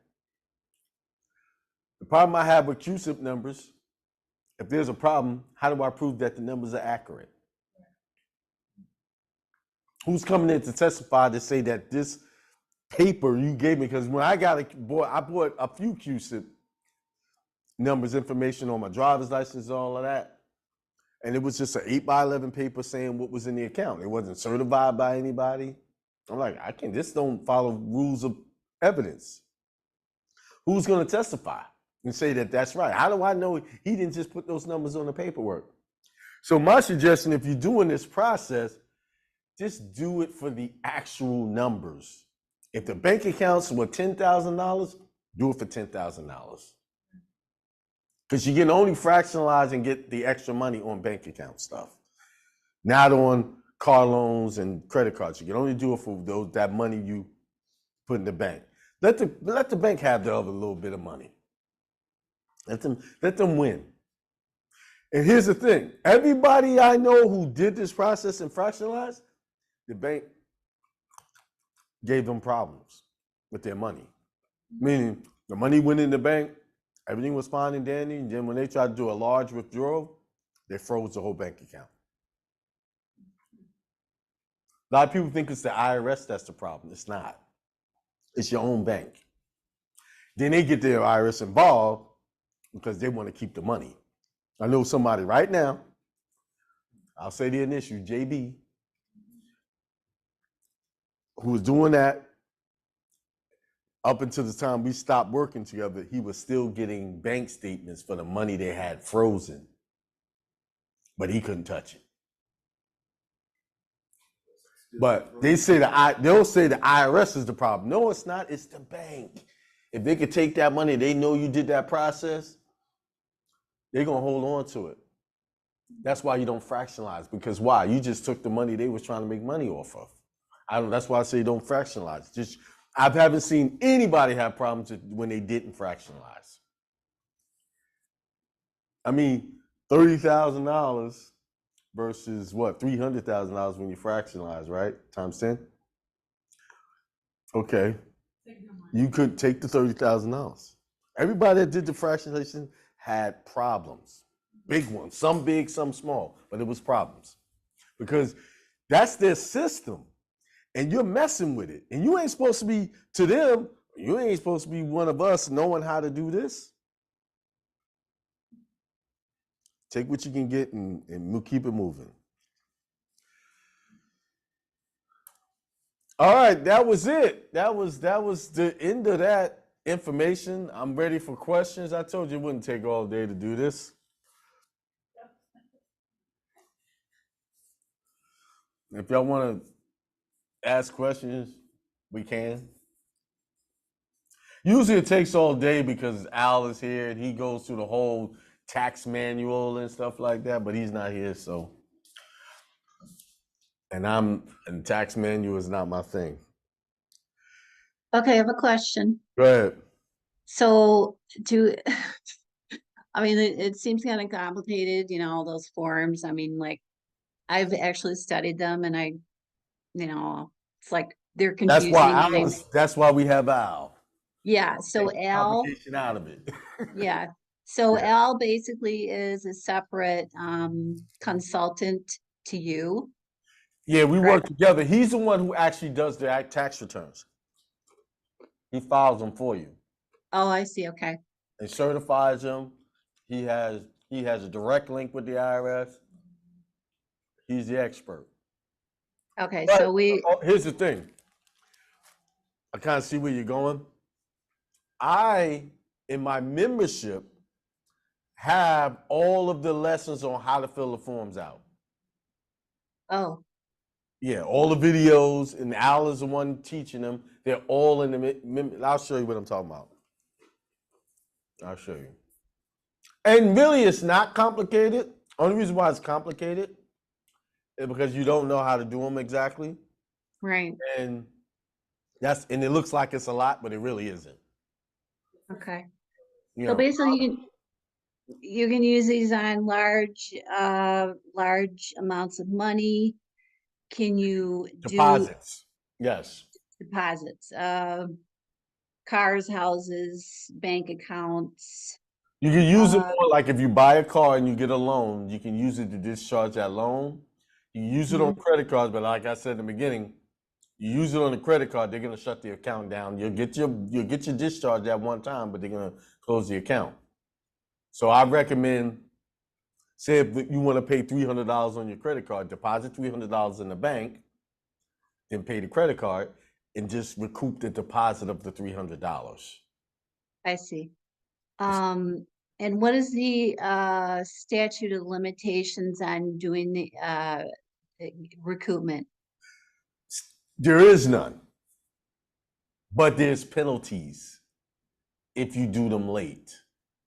Oh, Right. So this is where Al comes in and he shows you the penalties. One late 1099 can be a penalty up to $500,000. So if you get big amount of money and you can absorb those penalties, by all means, do it. But if you can't absorb the penalties, you just start fresh. Start in the year that you like. Right now, say if you was in my membership, we're coming up on January. You got to submit those 1099s before the end of January. In some cases, the middle of February. But after that, you're liable for penalties. See, this is why what they teach on the internet is wrong, because they tell people just send 1099s all throughout the year. You can't do that. Yeah. So you have to do it from the time they allow within compliance. So this is why I don't know if you have experience with this, but this is why people get frivolous filing letters or they get penalties. Why? Because they were out of compliance with those 1099s. Yeah. Now, under certain circumstances, the 1099A can be filed throughout the year. Like if I bought a car and I wanted to discharge it, they have a special circumstance where I can just go ahead and file that before the tax year comes. But I can't go back and do 2 years ago without getting a penalty, or a year ago without getting a penalty. Because think about it, this is for the companies to do their tax returns. If I'm filing a 1099 from a year, 2 years ago, they've already done their taxes. Now you're coming in screwing with their numbers. You see what I'm saying? So that's why you just do it in real time, meaning do it in a timely manner. You won't have any complications. But go ahead, what's your next question? I think that's it. Okay. All right, so this is, I'm gonna show you what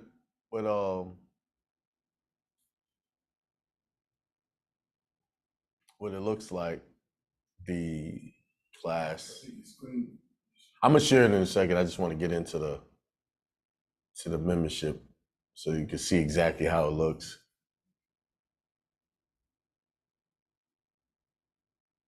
Preview.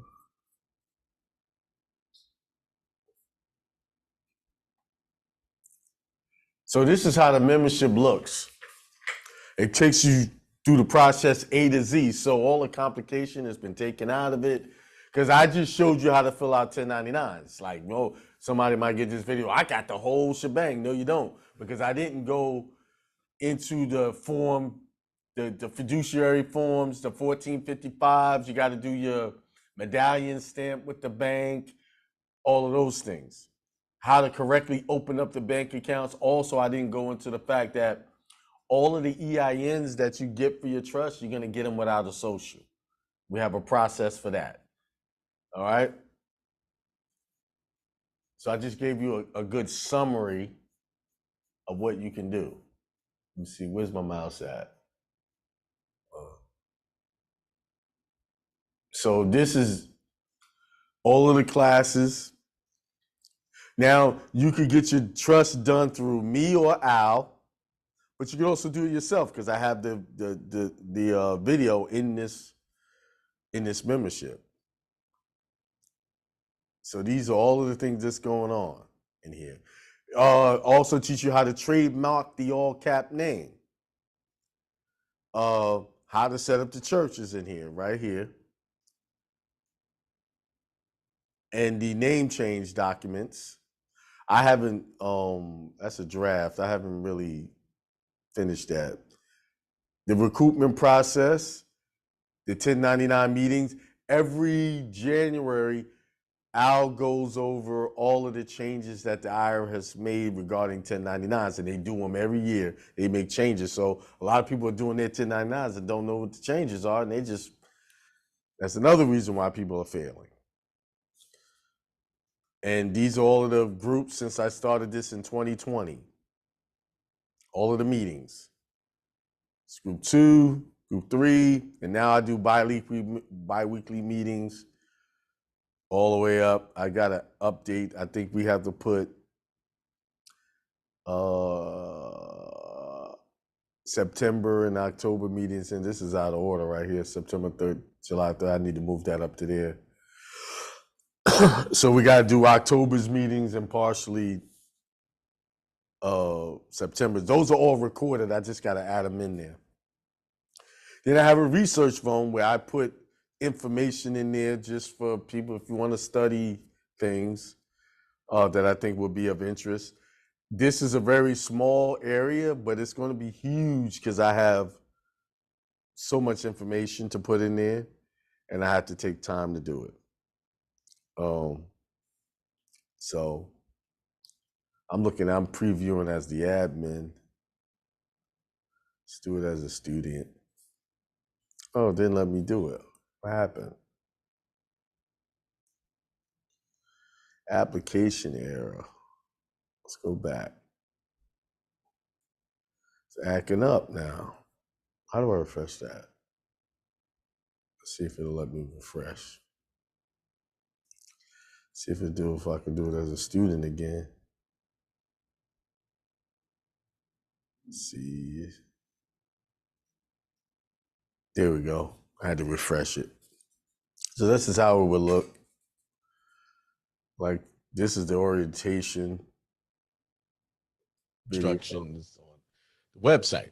But this video is for the purpose of this section. Next section is critical information area. That's where you get your passport information. The templates is right here. Yeah, in here you also get the passport, driver's So license. if you haven't done that, stuff. that should be the first thing you should do is that. And then you have what's your passport. So with the membership, you get all the processes. Name change, passport, driver's license, how to correct the social security number, pretty much everything. Pretty much everything. It is everything. All right, any questions on that? Anybody? I got a question. Yes. So if I've done the secured party process, Go ahead. you know, and it definitely was, you know, the UCC was filed in Iowa initially, and then of course that attaches to the state of Michigan, which I was born. Okay, Mhm. so basically I have to basically do the process again in Maryland, correct? Yeah, you have to do that specific one that I. Now, what you can do is if you want to deal, like if you got in a membership, if you are in a membership, and you want to take the paperwork you have, Yeah. and send that to him, and he can see if he can use it or not. Okay, I definitely do have a lot of paperwork. I have, you know, Yeah, I'm sure you do. I have IRS forms that were sent to, you know, Mhm. Treasury and IRS. But Just let a me lot ask of you a forms. question: has it benefited you so far? Well, I did actually set up a checking account at Mhm. a bank with my EIN number.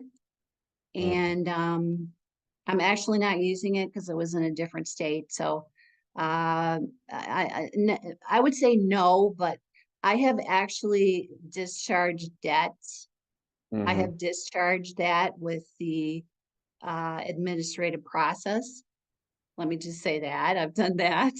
And Okay. that's really easy. That's easy because you're just challenging the debt. Yeah. And it was just small things, you know. Right. Uh, To be fair, you can discharge. Only debt I've seen successfully discharged outside of doing this way is IRS debt. okay. When the Treasury wants the money. Yeah. But all the other ways, I like your commercial bills, like these big corporations. I haven't. I've tried it. I've tried to write drafts, do the accepted for value, every which way I've tried it.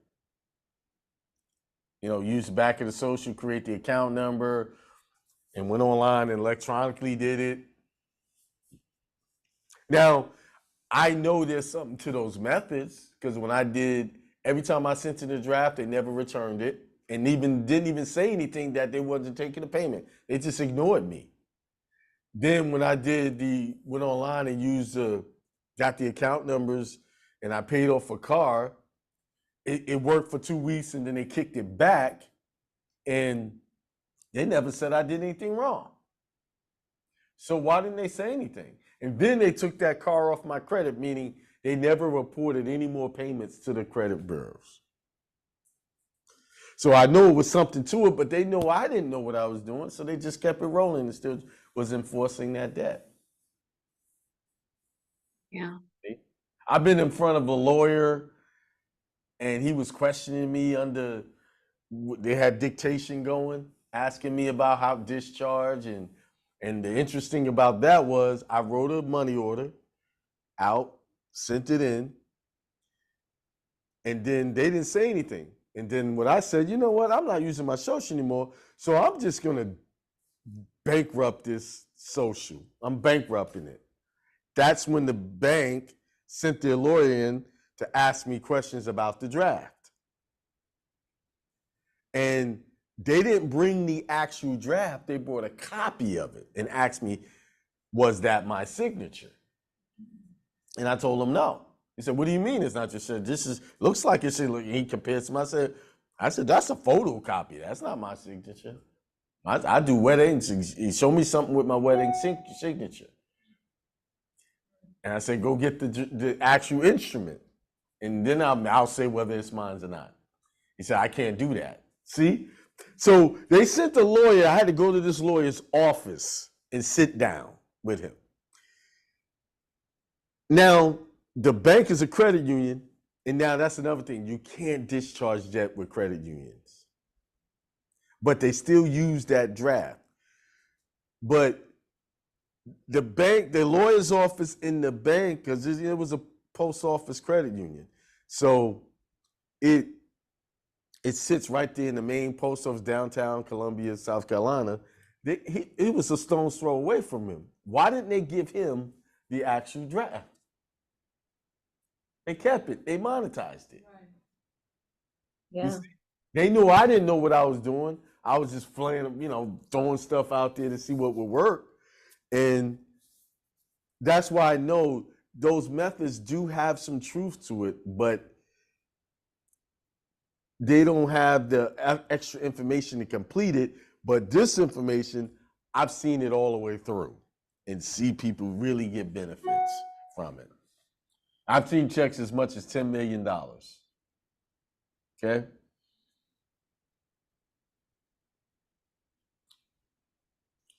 All right. You had any other questions? No. Go ahead, Steve. Just in regards to the credit union stuff, as far as being that we filed for a few years, but one of them accounts is credit union, then maybe a hold up on. That could be. Now, let me correct what I said. Most credit unions don't work because they're not backed by federal funds. And it's a membership-based thing, meaning they're nonprofits, number one, and they're not federally funded and insured by federal funds if something happens to the deposits. Yeah, FDIC. That's why. So talk to Al more about that. He can probably tell you. Yeah. That could be why it's slow, because that's a federal, a federal credit union. A credit union. Because most credit unions are state banks. They're state stuff. They operate like one. Now, the credit union I was using is a federal credit union because it was the post office credit union. So that one I could do because that was the post office credit union. But I didn't know what I was doing at the time, And it wasn't like a bank, that credit union was a room like this. Actually take half this room, and it was like that. And their stuff was all computer. They didn't know, it's like you can go there and get money from them. It was just all checks. Like when I borrowed money, I go sit with them, they issue a check, I walk out of there and go, when I bought my car with it. Yeah, it's old school. It was an old school type. All right, everybody, I think I covered everything that I wanted to cover. If you have any questions, this is the time to ask, or we can close it out. I have a question referring to the first part of it. Go ahead. It's about the driver's license address. Right. So before you thought out about the religious organizations, you mentioned that the address on the driver's license is supposed to be where the trust is. The address on the driver's license could be wherever you want it to be, except for your home, where you actually lay your head. But now it's the church, which is the home. What do you do with the address? You still keep the address as the home? 'Cause it's the I would church. still use a post office box or use a postal address for the driver's license. I would keep it like that. Mm-hmm. So that address, all those addresses you saw was postal addresses. That weren't my actual addresses. Like when I showed you the EIN number, so all of those are postal addresses. Except iPostal is the. Mm-hmm. They don't because postal are physical addresses. As long as I have a bill that proves that I get mail there, they'll take that. Yeah, all of those addresses are not. So when you Where open the bank account for the church, you don't show them the driver's license. Give the church no. Well, they don't care what address. When you're doing a church address, they don't care if that address matches. When you're doing a church bank account, they just want their church information, and here's your information. Because why? In most people's mind, the church is in a building somewhere else, away from your home. Right, You see? Right. Okay. They don't question that. Like when I went to open up my bank account, first of all, I give them you want to take the passport book in there. And remember, you have an Israeli passport, right? Yeah. So you should never have any problems. Just use your Israeli passport. To open any account. What about, well, I don't have, you mentioned the international driver license. You don't need I that. don't need that. Mm-mm. Not to open up the account. But you can get an international driver's, if you don't want to use your driver's license anymore, you can go get your international driver's license. You have a driver's license for Israel? I do, but it's not international, it's just the No, actual. but here's the thing. This is how the law works. If you have an international driver's license and you have that Israeli driver's license, you're good. You don't, The passport and the. no. Now you don't even need the passport. Oh, Now, there's several ways you could do it. You could do the international driver's license with the passport, or international driver's license with the Israeli driver's license, and you're good. If I were you, that's all I would drive around with. You would never get a ticket. right, they can put you in. Now, the only way you would get a ticket is if that car is in your name and you have all of that stuff connected. They'll see that. But if you take the car and put it into a trust, Put in a trust. right, Yeah. you're good. Okay, so if I go now open a LLC Mm-hmm. account, the Alexandria LLC. And give them an Israeli I do the passport. same thing. Give them an Israeli passport. Don't give them the driver's license, because they won't take that in a bank. Right. It's a different situation, but they'll take your passport. So they won't ask me if I, They'll ask you for a social. Say, no, I don't use social because of my religion. And that will work because Israel's are Jews, right? yeah, They don't fool with socials like that. they ask if you were a citizen or whatever. Because they No. ask those questions, You're not. I'm not, but I. Remember, you did the passport process. Right. Not. So when you apply for a credit card, You say, check off non-citizen, then they're going to ask you for your passport number and all that stuff, and give them that. You have the best position. You are in the best position than anybody because you have all of those extra conditions. And then when you two get married, make him a citizen, and he get a passport. right, And then if I were you, if you get married in Israel under their jurisdiction.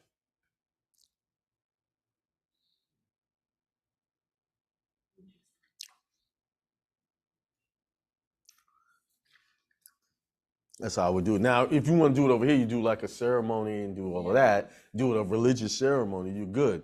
But I would do it.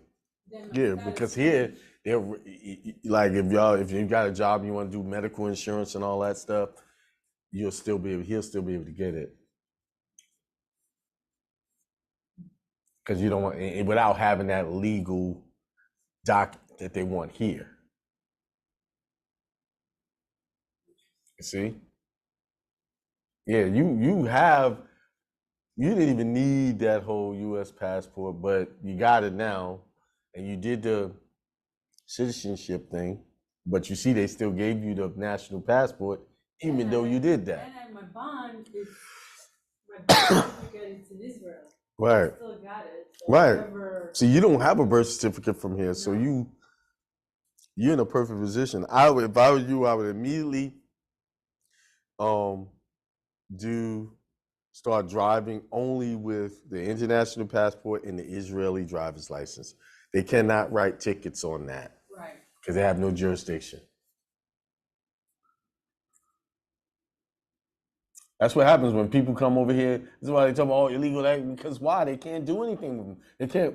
When you give a ticket to someone who don't have a social, there's no way to come after them. Then they start asking. And they what don't you- have, the only way they have jurisdiction is because they got a driver's license. That's when they start getting tickets.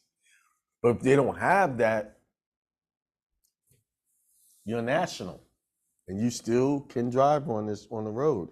But they try to say, we who were born here, you don't have that right. Yes, we do. That's why when I get pulled over, all I give them is a passport. Here it is. They pulled me over one time with my Israeli Mhm. license.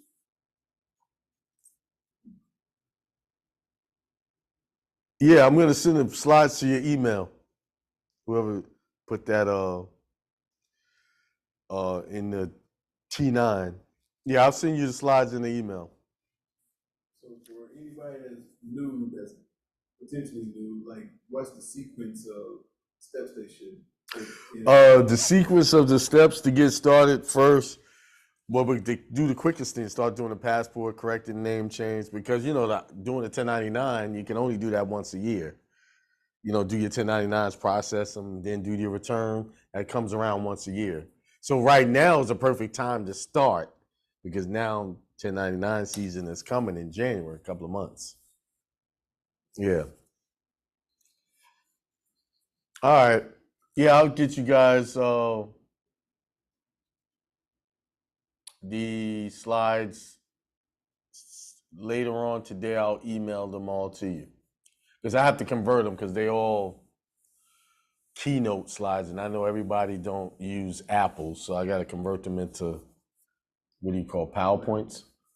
Slide, yeah. Oh no, I'll just convert them into a PDF.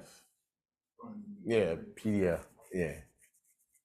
Now, when I convert them into PDF, I'm going to redact the personal information and stuff that I have on those slides, like the EIN number and all of that. Yeah. All right. Anybody else with a question before I roll out? I have another question. I'm sorry. Mhm. So we're creating a trust. That's a separate EIN number from the church, correct? Yes. Okay, so we have to have That two.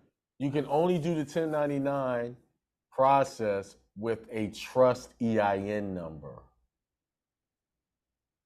Not with a Okay. church EIN number. Okay, The church is just there to protect you, not to do any tax returns.